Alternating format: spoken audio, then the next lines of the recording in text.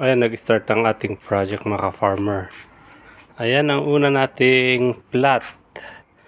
Bale, dito muna natin sa harap ng garden. Ayan, meron na rin tayong lagay ng akyatan para may maging prutasan natin ay gulayan na tayo sa harap.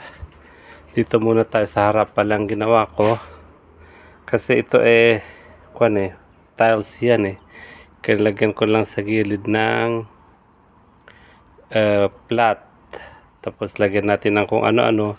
Una, lagyan muna natin ng mga na biodegradable tulad ng mga dahon, mga papel, yan.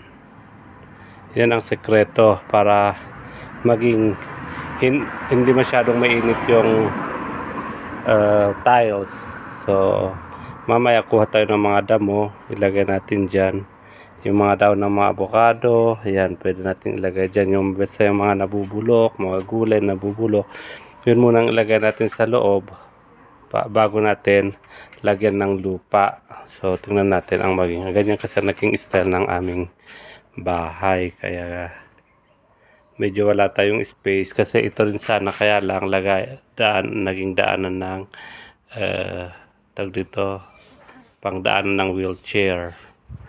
Kaya okay muna tayo dito, pang-ampalaya lang muna ang ating itatanim kasi may pinadala na ampalaya galing Pilipinas. So yan, abangan ninyo mga farmer ang ating maging update sa gulayan na to. So ayan, lalagyan natin ng lupa. Kaya lang maghanap pa tayo kung saan tayo bibili ng lupa. Ayan mga farmer.